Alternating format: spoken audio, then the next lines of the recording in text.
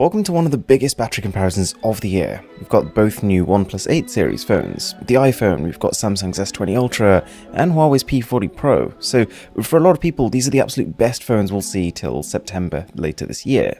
Now, none of these phones have alarmingly small batteries. That's a good start. The smallest capacity actually goes to the iPhone with 3,969 mAh, with Huawei and OnePlus sitting a little ahead of that, and Samsung with a tank of a 5,000 mAh cell at the top. We've just finished playing a game for 10 minutes, and now we're going to open up Zoom, which is a pretty popular video calling app at the moment. So I'm going to set up the meeting on one phone and join in with the other 4 phones. Well, there's a sentence I didn't think I'd be saying.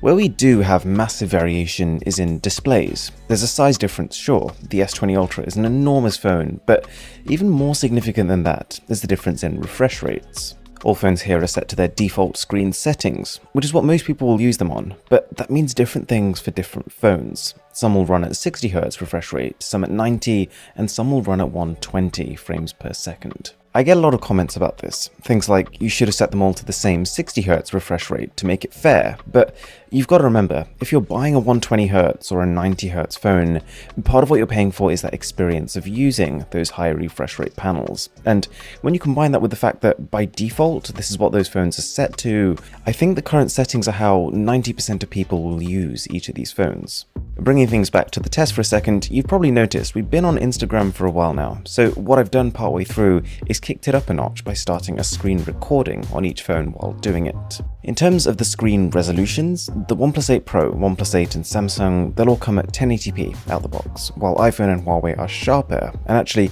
can't come down to 1080p. Okay, but there's more to the story than just what display panels these phones have. So worth mentioning is chipsets. Almost every flagship Android phone this year will run on a Snapdragon 865 chip. So that's the one you see in both OnePlus phones and the Samsung. I've covered this in another video, but Samsung does also have an Exynos variant, but seeing as the Snapdragon is the better performing version this year, it's the one I'll be using. Huawei and Apple are two of the only companies that both use their own in-house chipsets, which might in theory mean they can optimize battery even more, but we'll find out. So far at least, that does appear to be working. The iPhone is actually in the lead, with Samsung and Huawei pretty closely following it behind. Both new OnePlus phones not performing amazingly so far. It's actually quite an interesting result just between the two OnePlus phones. I was almost surprised the 8 Pro is ahead at all. That phone does have a bigger battery, yes, but barely, and you'd kind of think that its 120Hz refresh rate would suck a lot more battery than the 90 on the non-Pro phone. But I think I know the culprit. It turns out the normal OnePlus 8 comes with older LPDDR4X RAM, which is quite a bit less power efficient than the LPDDR5 seen on the Pro, and a lot of high-end 2020 flagships. In terms of what we're doing on the phones now, we're on Twitch, which is a live streaming app that I barely ever use, and you might be able to tell that the OnePlus 8 has already reached now 35% battery left. A couple of things to bear in mind though. First of all, that with these battery tests, I can't possibly factor in the battery that you'd lose when your phone is on standby in a normal day, but to try and compensate for that, I've made it slightly more intense versus a normal day of use. And so it's nearly been 4 hours, and I would consider a phone that lasts 5 hours to have good battery life. That's always the benchmark I use. What's actually more impressive to me right now though is how well the iPhone and the S20 Ultra are doing. The last time I did a battery test on the S20 Ultra, I was using the Exynos version of the phone, because that's the one you get here in the UK, but already I can see that the Snapdragon is performing far better. And the iPhone, while maybe from the front with its thicker borders and its notch, it is starting to look a little dated versus the others, its battery life is just phenomenal, and I would argue that's more important.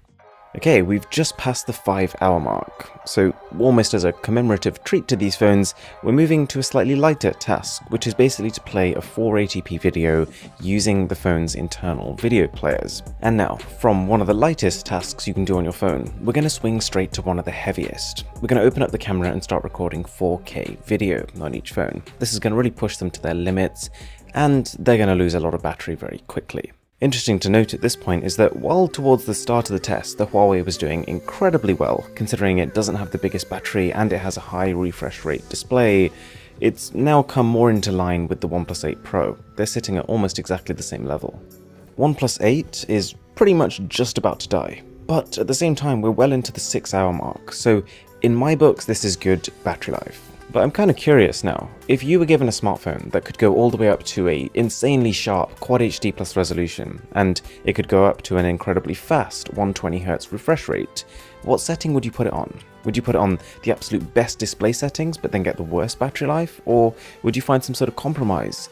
Or would you just put it on low resolution and low refresh rate and get maximum battery? It's an interesting question because taking a look at the Galaxy S20 Ultra, that phone is on track right now to hit an exceptional score in this test. And that is with its demanding 120Hz refresh rate on. So if you took that off, if you set this phone to just its normal 1080p resolution and 60Hz, you might be looking at 9, even 10 hours of continuous screen on time, which is just off the charts. But then, at that stage, does it matter? If you're going to get through a day anyway, then would you rather just have a slightly better viewing experience? Let me know.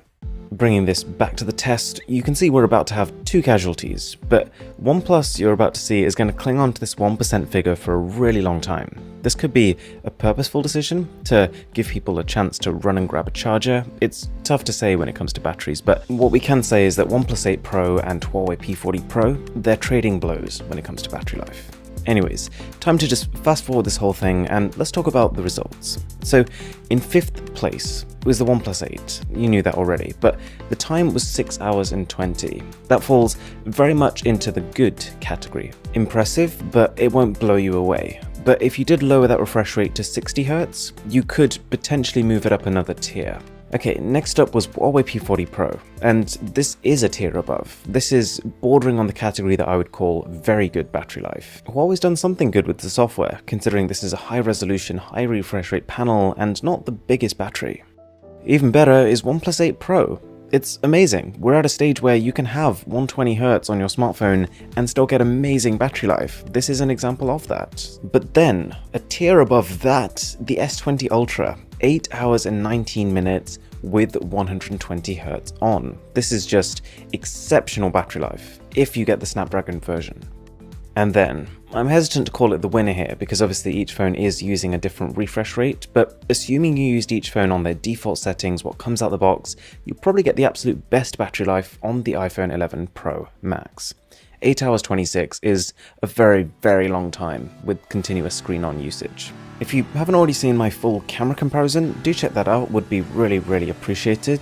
And with that being said, my name is Aaron, this is Mr. Who's the Boss, and I'll catch you in the next one.